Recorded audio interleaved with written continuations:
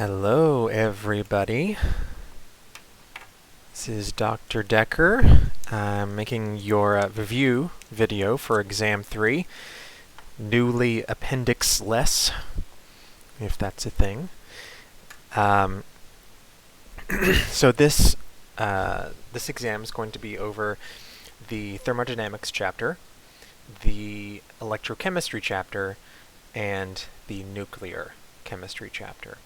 So we're going to go ahead and just jump in here with thermodynamics. Take a look at why isn't that going away? There we go. Okay. So we started off the chapter just talking about thermodynamics in general. So we talked about the first law of thermodynamics and how energy is always going to be conserved, essentially, is what the first law says. We could never create or destroy energy. We then started talking about spontaneous processes versus non-spontaneous processes, and I do expect you to know in general how to describe and the laws, so to speak, that govern whether a process is spontaneous or non-spontaneous. So for example, some examples of things I would want you to know. If a process is spontaneous, then the reverse process is not spontaneous, and vice versa. So if a process is non-spontaneous, then that means the reverse is spontaneous. I also expect you to know that just because a process is spontaneous doesn't mean that it goes fast. So that's what it's talking about here. So that process is spontaneous, but it's very, very slow.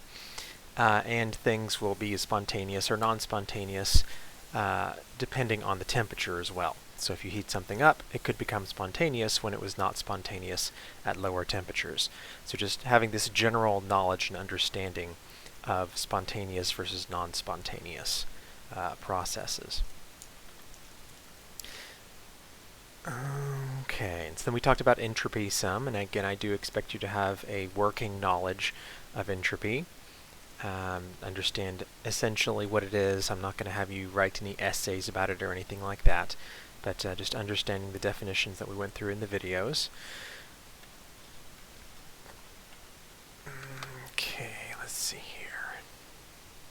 So here we're just talking more about entropy and about how it's talking about the random movement of molecules. And so we talked about how more complicated molecules will have more entropy because there's more ways for them to move, there's more ways for them to vibrate and rotate. So they will have a larger entropy value associated with those. So we had this equation here that helped us quantify what the entropy change would be if we knew how many microstates there were initially and finally. That doesn't usually happen, but if we did know those values, we could input that there. I'm more interested in you knowing just generally, knowing the difference between a high entropy and a low entropy state. So if I give you two different states or two different molecules maybe, or two different situations, you should be able to tell me this one is higher entropy than that one. So the main things that we're looking for here, and we'll come back to this again later in this chapter, the main things we're looking for are what is the state that the things are in. That's one of the really big things. So if we have a gas, that would be almost always, and for our purposes always, a higher entropy than anything in the liquid or the ice or the solid state. Even if you have a larger molecule in the solid state, with few exceptions, if you have a different molecule in the gas state, the gas is going to have higher entropy. So the higher the phase, the more entropy it has. The larger the molecule, the more entropy it has. Just general things like that. I expect you to be able to identify higher versus lower entropy systems. Okay, I do expect you to be able to use this equation as well. So this is just quantifying the change in the entropy of the surroundings. Since this exam, and I'm assuming here, I don't think I'm going to be using this video in later semesters, but this is a just for the fall of 2020. I'm talking about right now, since this exam will be at home. You won't be taking it at a testing center. I am assuming that you will have access to your notes when you're taking the exam. So I'm not going to give you a sheet to work off of in the exam. So I'll expect you to be able to reference the equation if you think that you need it back here in the slides. Again, so this is just more about entropy. So this is another thing that's talking about here. If you have one system where maybe the two systems have the same molecule present, but there's more in one than the other, more molecules usually means more entropy. Okay, so now we are introducing ourselves to the Gibbs free energy equation. I do expect you to be able to use this equation. It will be on the exam, so make sure you know how to use it, how to solve for any part of it. And by the way, I do also expect you to have the thermodynamics tables handy. So I would suggest that you get the OpenStax book pulled up in a tab when you're taking the exam, so that you can go to the appendix and actually just don't have the book pulled up, have the actual appendix pulled up that lists the thermodynamic data, because you will be needing that. You'll also need, as we'll talk about in the later chapter, the electrochemistry stuff. But again, because you're taking it at home, I'm going to assume that you have access to all that stuff. It's not going to be included in the questions themselves. Okay. This is just more about Gibbs free energy. I do also expect you to be able to do an analysis, kind of like we did with this slide, where if you know the sign of enthalpy and you know the sign of entropy, you can figure out in certain situations something will be spontaneous no matter what the temperature is. In certain situations, things will never be spontaneous no matter what the temperature is. And then these other two are just, it depends on if it's hot or cold, whether the process is spontaneous. But I do expect you to be able to make just general statements where if, for example, I told you you have a process and the entropy, the standard entropy value is greater than 0 and the standard enthalpy value is less than 0, is this process spontaneous? You should be able to tell me, yes, it is. So even without knowing the numbers themselves, you know that it's spontaneous, because if both the enthalpy and the entropy are favoring the process to happen, it will always happen no matter the temperature. Okay. Third law of thermodynamics, don't really worry too much about that. Actually, I do think, actually there's one thing I want you to know there. All I expect you to know from the third law of thermodynamics is that a pure crystal at absolute 0 has an entropy of 0, and that's it. We're not going to do anything more than that. So a pure crystal at absolute 0 has an entropy of 0. Alright, so now we're just getting more into entropy stuff here, talking about differences in entropies based on the size of the molecule, the size of the atoms, and talking about entropy changes. So once again, I expect you to have that appendix handy to where if you needed to find a standard entropy change, you could look up those numbers in the appendix. Same thing with the Gibbs free energy change. I can't remember if I put both or just one, but I know I put at least one of either the standard entropy, so an equation like this, or the standard Gibbs free energy, and I might have put both, I just don't remember. But you will be expected to do at least one of those, where you will go to the thermodynamics book and look up these numbers for the products and reactants. Again, it is always the sum of the products minus the sum of the reactants gives you the either change in the entropy or the change in the Gibbs free energy. So make sure you know how to do those. Okay.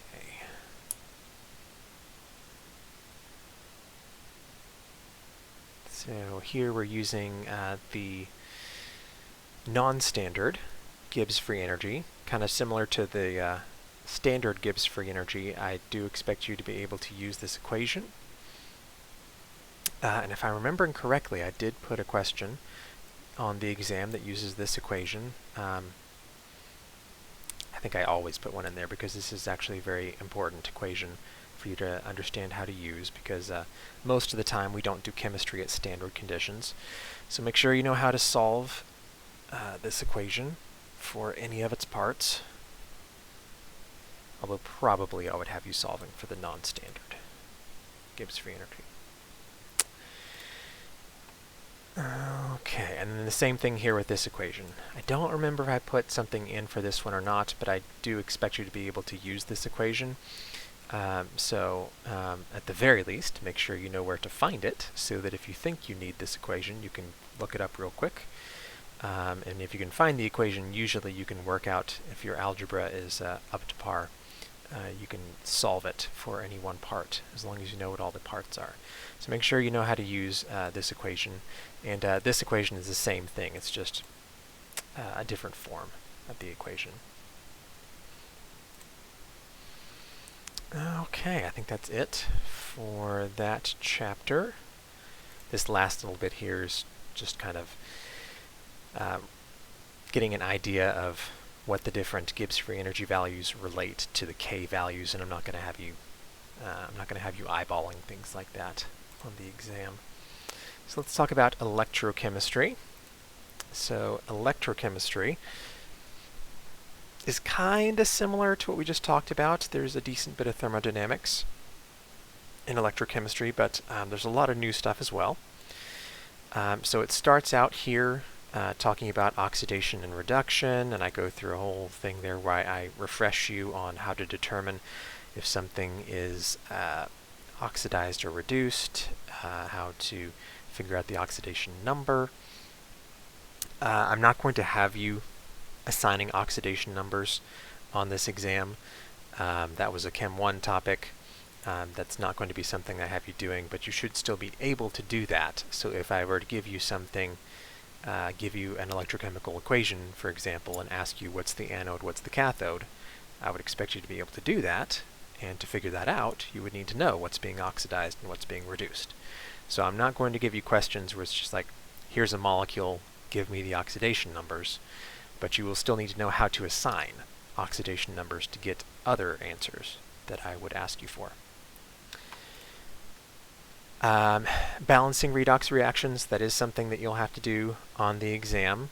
I'm not going to do any crazy complicated ones like some of the ones that you had in the labs or the homework, where you had like 60 as coefficients for some stuff.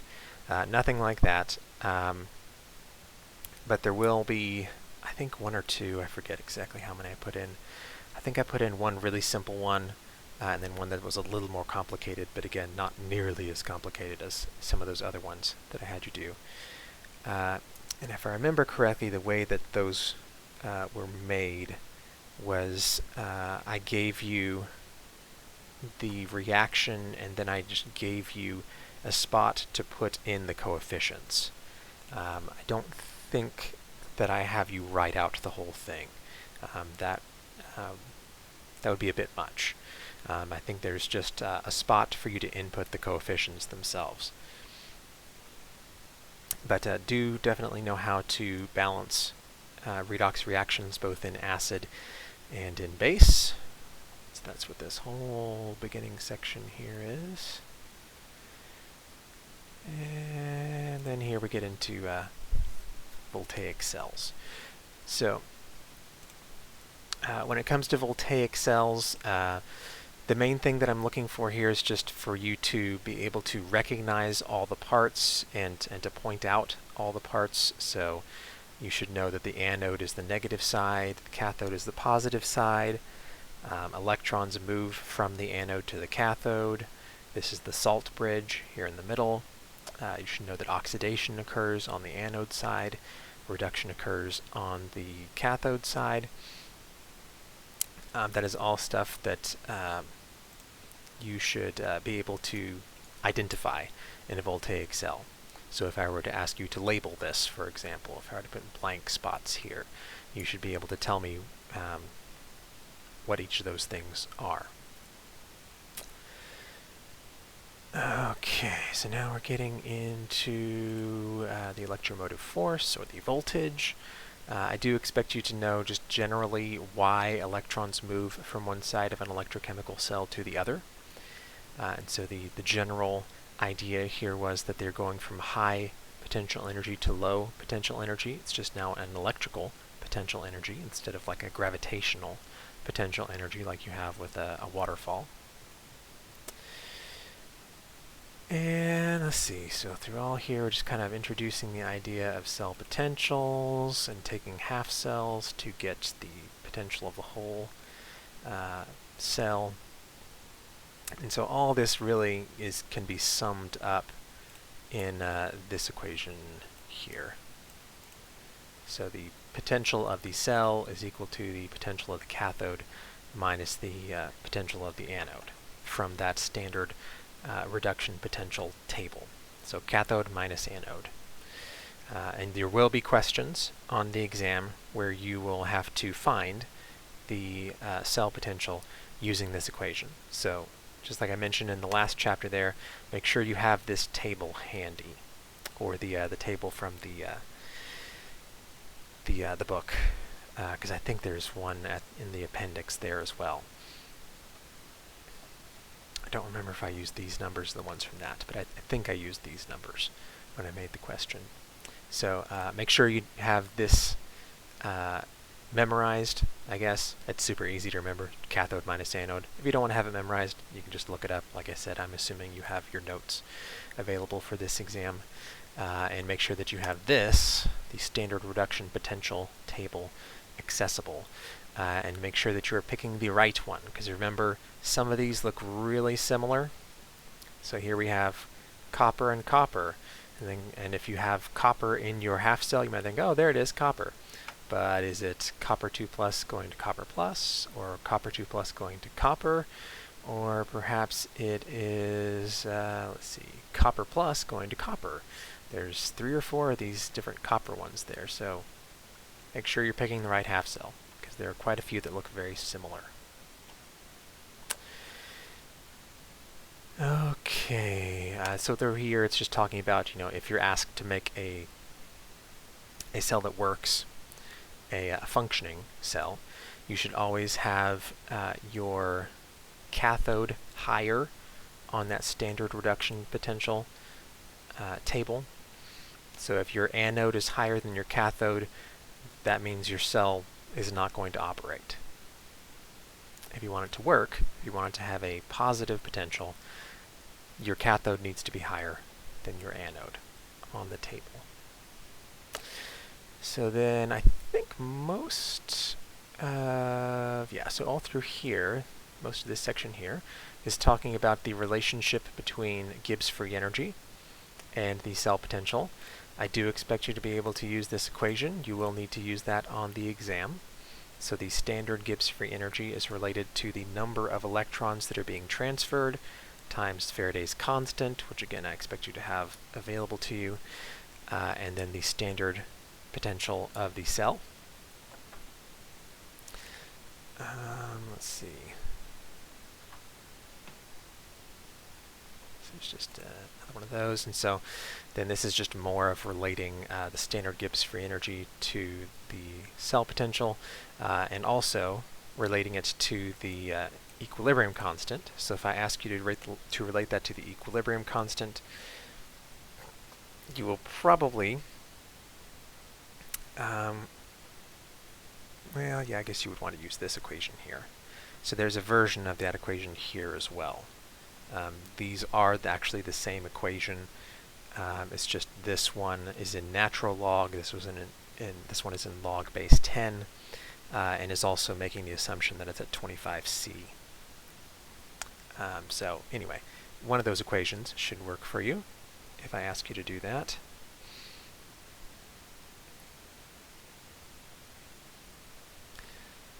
The Nernst equation is the next topic there, and I do expect you to be able to use the Nernst equation. You will find it on the exam. And I believe this is the form of the equation that you'll want to use. I don't think I used this one here. It's the same Nernst equation, it's just this is, again, a simplified version, making the assumption that we're at 25C, which is 298 K. And making the assumption and changing it from log base 10, or from a natural log into log base 10. And then putting Faraday's constant in there as well. So it's just a simplified version of the equation. So make sure you know how to use the Nernst equation to find a non-standard cell potential, because you will need to do that on the exam. Okay, I don't believe I put anything on there for concentration cells. I don't think. I don't remember putting any concentration cell stuff on there. So don't need to worry about that. And then this section through here is just talking about different kinds of batteries and electrolysis and electroplating. As far as the different kinds of batteries here, I don't expect you to have any of these specific points memorized. And as far as electrolysis and electroplating go, all I expect you to remember is that they use electrochemistry for these processes. I'm not going to have you describing them or anything like that. Okay, so that leaves us with our last chapter here, which is nuclear chemistry. So at the beginning here, I was just kind of introducing you to the idea, kind of bringing up old topics that we covered in Gen Chem 1, like isotopes and what is inside of the nucleus, the protons and neutrons and electrons. And then introducing you to the idea of radioactivity, where you have some of these things that are inherently unstable. You don't have to have any of this information on Marie Curie memorized for sure. But I do expect you to be able to write any of these types of nuclear reactions that I might give you, or fill in the blanks for any of these. So I might have you, for example, and I think, if I remember correctly, I believe the way I wrote these questions was I gave you a nuclear equation, but one of the things I left out, and then I gave you a spot to fill in essentially 3 blanks. There was one blank for the symbol, the chemical symbol for the thing that I left out. There was a spot for the mass number, and there was a spot for the atomic number. So you wouldn't write it out in this orientation. It would just be, you know, there's a blank spot here, and there's a blank spot here, and there's a blank spot here. So there's just three spots where you would type in something. And so if I were to say, for example, you are observing the alpha decay of uranium-238, what is the daughter nuclide of uranium-238 other than helium? Since, you know, every alpha decay is going to make helium. And then I'd give you 3 spots, and you would have to work out, well, if it's alpha decay, that means its mass number is going to decrease by 4, its atomic number is going to decrease by 2, and so that would give me 34, or 234 and 90 for my numbers, and that would be thorium. And so you would put in those 3 things. And so I expect you to be able to do something like that for any of these types of decay, as well as understanding the relative ionizing power and penetrating power of these different kinds of radiation. So if you're having trouble remembering that, you can go back and watch those videos again. I also expect you to know that what holds the nucleus together is what's called the strong force. which is an interaction between the protons and the neutrons in the nucleus. And as far as the belt of stability here, or the valley of stability, depending on who you talk to, I do expect you to know if I were to, for example, paste this picture into a question and make a little spot right here and say, this isotope is unstable, how is it most likely to decay? I would expect you to be able to work out, well, if it's down below the belt, it wants to move up and to the left to get closer to being stable, which means that it would lose a proton and gain a neutron, which means positron decay. It would release a positron, which would decrease its number of protons and turn that proton into a neutron. So, something like that. I also expect you to know just the general rules that we talked about in terms of stable nuclei. So for example, nothing over 83 can be stable. So if I give you an isotope, and I believe I do on the exam, give you a couple different isotopes and just ask you, is this likely to be stable or is it likely to be unstable? And you have to look at the number of protons and neutrons and try and figure that out. So if I give you something that has more than 83 protons, notice here 83 protons, not 83 for a mass number. It's by far the most common mistake made on these kinds of problems, is students will see a number bigger than 83 and automatically think, oh, unstable. Well, no, the mass number can be bigger than 83. That's no problem. The mass number can be very large. It's the number of protons. The atomic number cannot be greater than 83. So if I give you something that has more than 83 protons, doesn't matter how many neutrons there are, it's not stable. If I give you something that has less than 83 protons, and for example, both the protons and neutrons are oddly numbered, more likely than not, that's not a stable isotope. Because remember, for some reason, nuclei like even numbers. They like to have even numbers of protons or even numbers of neutrons, or if they can manage it, even numbers of both. There's very, very few nuclei that are stable where you have odd numbers of both of these. So if I give you some isotope and both of them are odd, I would say unstable for that. And I will try to be as clear as possible. I won't give you an isotope where one of them is odd but one of them is even, and it's kind of like just as likely one where the other. I might give you one where one is odd and one is even, but the one that is even is a magic number, in which case I would expect you to recognize, since you have access to the magic numbers. In a normal semester I wouldn't expect you to have them memorized, but since you have access to your notes, you should be able to check and see if you have a magic number of protons or neutrons.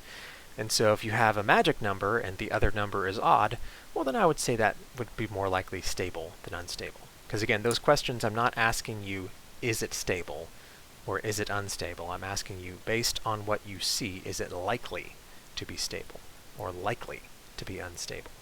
So I could, not saying I'm going to do this, so don't freak out. Don't think I'm trying to be tricky, but I could maybe go out there and find an isotope that, based on our rules, would be stable, but in real life is actually unstable. Because again, we're just looking at rules here. These are our general guidelines. And so there are definitely things that break the rules. And so don't even think about just going to Google and just asking it, is this isotope stable? Because I'm not going off of what's true. I know it's a terrible thing for a professor to say. I'm going off of what do our guidelines say. So based on our guidelines, is it likely to be stable or unstable? Okay, I think I've belabored that point enough. As far as naturally occurring radiation, the main thing I expect you to know is just that radon is our main source. So radon is the main source of radiation for the vast majority of people. It is nowhere near my main source of nuclear radiation exposure this year anyway. Since I had my appendix out, they had to take a CT scan, and that gave me about 8 years worth of radon exposure, which is still perfectly safe. Because we do get exposed to nuclear radiation all the time, but it's very low level. It's nothing to be scared by, and so having 8 times a very low dose is still a very low dose, so it's nothing to be worried about. So if you go to the doctor and they want to take a CAT scan of you, don't freak out. It's fine. Now, if they want to take a CAT scan of you every day for a month, then I'd be concerned. Then I would ask my doctor and say, is that really safe? But one-time thing, that's not bad. Okay, as far as measuring radioactivity, main thing I expect you to know is just that dosimeters are a passive way of measuring radioactive exposure, and Geiger counters are an active way of measuring radioactivity. So Geiger counters are actively measuring. Dosimeters are passive in that they are measuring, but they're not giving you feedback constantly. You keep them on you, and then at a certain point you check them, and it tells you how much you've been exposed to in total. So it's not actively telling you. As far as the kinetics stuff here, I do expect you to be able to do some simple first order kinetics, which is what we're doing here. These are the same kinetics equations that we did from the kinetics chapter, so you should be pretty familiar with them. Half-lives, same thing. Expect you to be able to deal with those, be able to find the half-life or use the half-life to find K, whatever the case may be. I'm not going to have you writing nuclear transmutations like this. I think most of the rest of the chapter here is just kind of... oh, actually there is one more thing here. So there's this stuff in here about the transuranium elements, radio tracers. I'm not going to test you over that stuff. That was more just a interesting side topic. I do expect you to know, in general, about nuclear binding energies. So this was the idea that we talked about in the video, where particles that were separated had more mass than particles that were together in a nucleus. That was because of a change in their energy. They were more stable in the nucleus than they were separated. And that difference in energy is where we get the big boom from nuclear bombs or from fusion. Why the sun works. The sun works because of nuclear binding energy. And so related to that, I do expect you to know that fission is the taking of taking of one large atom and splitting it into 2 smaller ones. And fusion is taking of 2 small ones and fusing them together into a larger one. Okay, so this is just more about fission here and the process that happens. I'm not going to have you expected to memorize what things break into or anything like that.